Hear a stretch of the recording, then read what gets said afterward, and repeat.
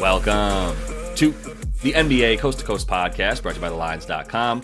Coming to you from the West Coast, Josh Lander, joined by Nate Weitzer. He's on the East Coast. And we've got a best bets video here for Monday in the NBA playoffs. A couple teams, or at least one team rather, that is on the brink of elimination. A couple of teams, really, on the brink of elimination here in some game 4s and 5s. So we'll take a look at some best bets in this one. Also got play of props up in a separate video, as we do each and every day now, moving forward throughout this postseason. So continue to follow along and subscribe to that page. Also head to thelines.com and use everything that we have up on the site right now to help you with these bets, including that prop finder tool to make sure that you are getting the best juice back on all these bets you're making this NBA season. Nate, let's go ahead and talk about why this Thunder squad is about to close things out early versus the Pellies.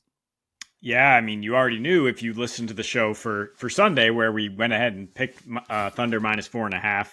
And surprisingly, this line has not moved. I mean, it is at least not the -1 they were hanging in game 3 where it was just a complete beatdown. And I think at face value, we just don't think Willie Green has many cards left to play. I mean, whatever you want to say about the coaching discrepancy between Coach of the Year Mark Daigneault and Willie Green, who is meh. I mean, the Pelicans just can't match up right now, and they're obviously missing their best scorer, and that's that. So I think Thunder pull off the sweep here. Game 3 was just a complete blowout in the first half, plus 30 net. BI is now 6 for 19 in the first halves of the series, averaging under 6 points per game. He eventually gets going 50%, but like he can't even get the ball against Lou Dort. Like it's and then CJ, what was he shooting? Like 38% for the entire series. He was actually shooting 31% the last 2 in the regular season against OKC, and it was a -27. So now elevated to the number 2 role. That's not going any better. I mean, in the first half of these games, OKC is the number 1 effective field goal percentage in these playoffs. Pelicans have the 3rd worst. Their defense for the entire game, number 1 effective field goal, number 2 allowing free throws, and number 1 forcing turnovers. It is the best defense in the playoffs so far. I mean, because it's matchup based. And so that kind of like brings me to like what the Pelicans are, which we were wondering all season because they could beat anybody by 20 and then lose by 20. And there was just no consistency. I think they never had a winning streak longer than 3 or something like that. Like they would always just collapse. And maybe this is the deal, is that teams, they're a little weirder and harder to plan for, especially when they have Zion out there. Like you don't get a simulation for what the Pelicans are going to bring on offense, but OKC going game after game against them, they are absolutely loading up for what they have, what they can bring to the table, right? I mean, they are just completely locked in. As far as the game plan, it's like they're ready to make the adjustment before the Pelicans make the adjustment. Like as soon as Larry Nance is in the game, they're like, great, we have a plan for this. Oh, you're going to put Najee Marshall at the 5? Oh, even better. We'll go even smaller, and just now you've unlocked Josh Giddey on offense, who's been in on ice all season. So like, yeah, I mean, we broke all this stuff down. The Pelicans are actually much, much worse at home. What, they lose 8 of their last 10 home games in the regular season. Yeah. So nothing about this indicates like that they're going to be able to save face, save the sweep here, other than OKC just having a really off night. But even then, like I trust them way more in a close clutch game. Yeah. Yeah, I think OKC shooting has to be abysmal for them to get beat here, because it's not even just about how well they've been playing on offense. It's just about how well they've been playing on defense more than anything, and just keeping this Pelicans team from being able to, look like a competent playoff offense. And like Zion Williamson is the answer to all of that. That's it. They lost their answer to the question of like, so what's your game plan here on offense? And without that, without the ability to have someone driving, like, look, like I've said it a bunch of times and I've used it as a reason to bet on Joval, which is like, there's one dude taking 10.5 shots inside the paint on this team. It's Zion Williamson. Everybody else not named Jonas Valanciunas is taking less than 3 field goal attempts inside of 5 feet. You can't win a basketball game like that against a team that, as good as they are down low, they've been a good jump shooting team, like high pressure ball team. Everywhere above the break and above the 3-point line, above the foul line for them on defense is unavailable for the Thunder, as well as down low. And as we've said multiple times, like that's where the Pellies are trying to attack you. Brandon Ingram's ability to score off the wing and in the mid range is almost a byproduct of everything else just going straight down the middle. Like if it's warfare, it's like we're blitzing down the middle, and then we'll have some ancillary stuff on the outside, and that's what Brandon Ingram is. Which is why if that's your main go-to form of offense, then you're going to be in trouble against this OKC team that is, I mean, about as versatile as you could be on offense. So it's two different games that they're playing here, man. It's a completely different series now, and as you mentioned a couple times, after that first game of getting the jitters out for a team that was playing its first real playoff game, then yeah, now we're just into, all right, the Thunder are here, and we're going to do this. But I'm going to go back to that LA series here. Take the Lake Show plus 7.5. If you still see an 8 hanging around, great. But 7.5 is still fine for me for them to cover this. Murray is now questionable. I expect him to play. I'm not going to try to play pop doctor here, but I mean, it's a little bit easier to predict a Jamal Murray calf strain and that he'll play again rather than whatever the heck is going on with Kawhi's knee. But you know what I mean? So it's not the same kind of playoff injury where you're like, oh, I guess I don't really know what's going on. I still feel like it's probably okay. Reggie Jackson's going to play in this one too. And to be honest, like I would still be okay with Reggie Jackson, but I'm actually taking the Lakers to cover because they've covered in 3 of 4. They've also covered in 6 of 8, dating back to last postseason when this team played 4 games before they got dominated or before they got swept. But like, we've said it a bunch of times, like this is the best the team has looked getting swept was probably last year in that series. And now it's 3-1. And I'm not saying that the Lakers are going to pull this one out in Denver because I'm not even getting into like the clutch numbers and how I just think, how much better Denver has been in the fourth quarter than this Lakers team. I'm really just getting into the fact that this Lakers team's led at the half for 7 of the 8 games that I just talked about, which is just bonkers. We've been laughing about it because it's the same concept consistently of like they're winning at half and then they lose in the last part of the game. But honestly, in this series, they've led for 80% of the time, like 40 minutes out of the 192 minutes that this series has been played so far in these 4 games. The Lakers have been ahead for all but 40 minutes, right? The Nuggets have only led for 40 of them. And that's, before this last game, or really these last 2 games, honestly, I would have said, well, that doesn't matter because all the important things that Denver needs to win, like points in the paint and second chance points and fast break and all that stuff, like they were dominating. But when this series went back to LA, like things have shifted big time. And I still think that that's sustainable for the Lakers, where in the last 2 games, they've dominated straight up. They've dominated. They in games 3 and 4, they outscored the Nuggets in the paint 142 to 112. That should carry to the road as well. Right now, in the first 2 games, I would argue that like Anthony Davis, I'm not going to try to get inside that dude's head because when he turns it off, it's like Tarzan and Jane, right? Like when he's on, he is Tarzan, but then he plays like Jane all of a sudden. You're like, I don't get it. But when he's on, like he is the dominant force on both ends of the floor, I'll say, but obviously on offense, like he's damn near unstoppable when he decides that he's just going to keep it going. And that's a huge reason for this 142 to 112 outscoring this team in the paint. In the first 2 games, they got outscored by about 35 points or so in the paint to the Nuggets. And I mean, a lot of that was misses because they were still taking damn near the same amount of shots down low. It was really just like the Nuggets have maybe the most efficient player in the post in the league in Jokic. It's between he and Embiid probably.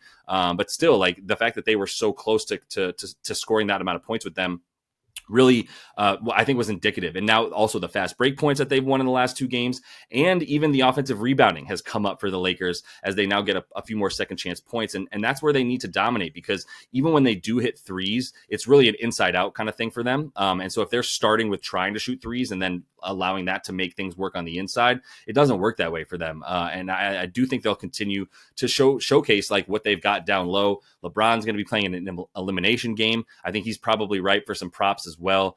He averaging 33 points a game in 44 and a half minutes in the 17 elimination games that he's played in his career.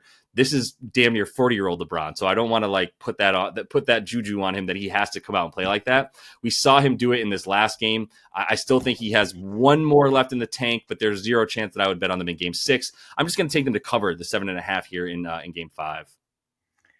Why'd you jump off the first half bandwagon with me? I mean, you jumped off it last game too, where you're like Nuggets to win because they're going to be down, and then they're going to come back and win at the end. And it's just like if we just took the Lakers first half, because you took it already. No, I'm on the bandwagon. You took the bet, and I don't want to rain on your parade. No, but my point, I was almost going to try to convince you is they're plus 4.5 to lead at halftime. I mean, why do you want 3 extra points for the end of the game where they've just had their Yeah. face grinded into dust, and where you really don't expect the Nuggets to lose this game.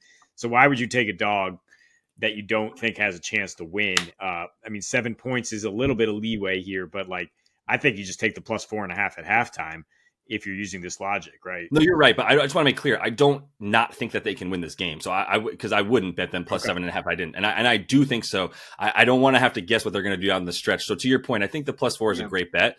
I still think it's the covering in 6 of 8, even when they were leading at half and then gave up a lead. Right, there's still a very strong likelihood for it. No, fair. Yeah, I do think, they've been far more competitive than like the Suns or Pelicans or whatever we're talking about, teams trying to avoid a sweep. The Lakers could win this game, especially if Jamal is not playing well. Right. But yeah, I am sticking with the first half bets here, and that's the Lakers team total, only 52.5, something they've done in all 8 of these playoff losses against Denver, and in 16 of their last 18 playoff games overall. They actually, when facing elimination in the Western Conference Finals, scored 73 in the first half versus Denver. That was at home. I mean, this is in Denver, but hasn't necessarily mattered. The first 2 games in Denver, they scored 12.5 fast break points per game. That's the highest in the playoffs so far. They shot 66% true shooting and had the highest assist to field goal ratio in the playoffs. A 121.5 offensive rating at a 99 pace. And last game, they made a concerted effort to go even faster, right? 102.5 pace for the game to try to outrun these Nuggets a little bit. I mean, you mentioned the paint point stuff, so that's overcome like all this actually negative shooting. Like there's nowhere to go but their shooting to go up. 4 for 22 from 3 in the first half of the last 2 games, but 65% on twos. Also one of the lowest free throw rates in those first half. Also a very low offensive rebounding rate. And like you're saying, if AD comes out aggressive and he's getting them second chances, like I just think there's room for this Lakers offense to go up, and 53 points has been their floor in the playoffs. So given the motivation spot, I like this as a way to hedge, because I mean the Nuggets could come out and just be like, all right, it's bedtime for you, and they could score 60 plus in the first half and not even worry about having to come back. But I think the Lakers will still be in there competitively after the first half. Yeah, I agree with all that, and I mean. It's I feel like the anomaly is the thing that's happened more often than not in this series in the last 2 years, which is like the Lakers are just going to collapse. And to be fair to the Nuggets, like they do bring it more in the second half, but they're playing with their food, man. They've been playing with their food, and they better finish it off here because they do not want this thing going back to LA. That is an obvious statement to make, but they really don't. So I can see them bringing it here in the second half, but I just think the Lakers are going to come strong, almost as like what do we have to lose thing? We're dead men walking, so like everything is house money for us moving forward. But let me close it out here with a little parlay because Thunder and Celtics are going to win, right? We're both in full agreement about the Thunder. Like this is a series that has just already been owned by them. The only reason you'd be scared about the Celtics money line is because of what the Heat have done. It's like they're almost an inevitable 7 games for the Heat against the Celtics team. But like I think you kind of you cast the demons aside in this game and just sheer talent. There's no Jimmy Butler. That's a huge just starting point. Is like no Jimmy Butler, even Tyler here, even Terry Rozier being in this series would be huge for this team. Even 100% Duncan Robinson, who's not clearly still a bit banged up, would be huge for this Miami Heat team. But the way that this Miami Heat team would possibly come back, and I'm just going to focus on them because you've crushed the Thunder analysis there, and I completely agree with all of it. That is maybe I'm a Knicks fan, but like if I had to pick a favorite team in the West, we're talking about the Thunder here. But moving on to the Miami Heat and the Celtics, like the Miami Heat need to hit a ton of threes, and I just don't want to have to rely on that again. I just don't. I can easily just feel good about if I get a money line bet for the Celtics here, and obviously parlaying it with the Thunder, which really the reason that this bet is still worth it and about even money is because of the fact that the Thunder are only 4.5 point favorites in this one on the road, and in reality, like the 10-point spread for the Heat. Honestly, that's giving them some respect. They just lost by 20. They've been a 14-point dog multiple times in this thing. And now they're just a 10-point dog because of the enigma that is the Heat. Just the whole legend around them is what is the reason is to me the reason that they're only 10-point dogs in a series that they've only been close because they just went lights out in game 2, right? With their 3-point shooting. Like the Heat actually now are averaging in the playoffs of all these teams are in third in terms of the amount of 3-pointers that they're making and the percentage of their points off of three. And they've only had one good shooting game. That's how good that game 2 shooting was for this Heat team. And if you really want to like have to believe in that happening again for them to win this series, then Godspeed. But they won by 10 points when they outscored the Celtics from 3. They had 23 made in the second. The Celtics had 12. I mean, that's just it. And like that right there, that's 11 more threes. That's 33 more points from behind the arc. Do you really think they're going to outscore the best 3-point shooting team in the league who made the most threes, took the most threes, scored the most percentage points off the 3-point? Like, do you really think that's going to happen again? I don't. I personally don't. The way that the Heat have scored not the majority, but too high of a percentage of their points in this series has been off of Bam post-ups and ISO plays.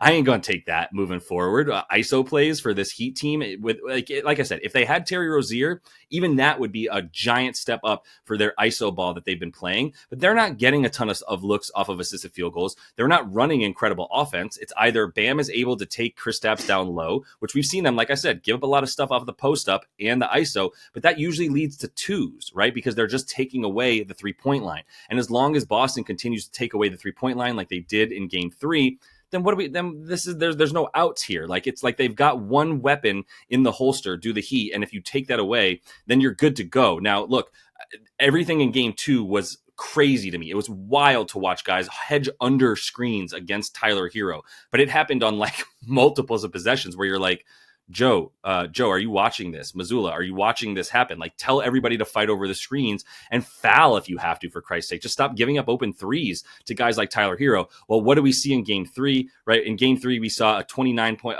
it was 30%, 29.5% three for the Heat in that game. And they still pulled 28 of them, but there was like, the percentage of their shots that was uncontested, I have it right here in game 3 was, far fewer. It was like 27 of their shots were uncontested, whereas in game 2 it was like almost half of them were just completely uncontested. If you look at the uncontested field goals inside the tracking data for those games, so if the Celtics care at all about just ending this game and hopefully just sticking a fork in the team that has been haunting their nightmares for at least the last year, I would hope that they have the motivation to go like, we can't let this happen again to Miami like we did last year. We just got to pull this thing out. I know that they were down obviously last year and had to try to come back, but point remains, like, they couldn't even do that. Like, just end this series, and I think they will in this one.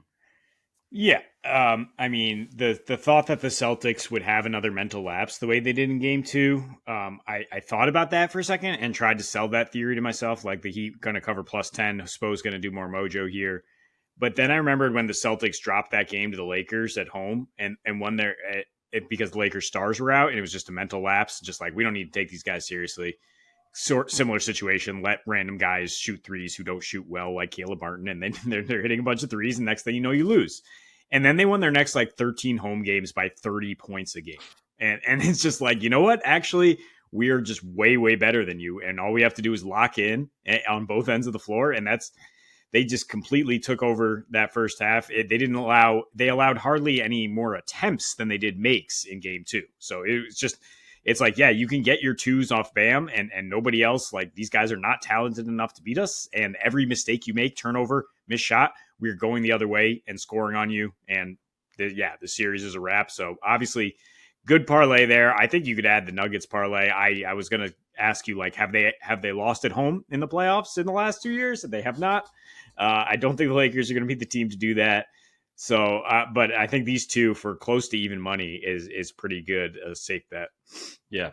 Well, yeah. And the more we talk about it, the more I do like the Lakers first half. I just figured I would take them full game because I still trust them to be able to cover, which is something they've done 75% of the time against this team. And I think that the Nuggets are going to kind of have to prove it themselves, but sticking with this game, I mean, Celtics, just take this game seriously for 40 minutes and you'll be fine. Right. So that is all the time we have for you in Best Bets, though. We've also got Play It Props up for Monday's games here in the postseason. So make sure to subscribe to that page and continue to follow along. Until we see you next, happy betting.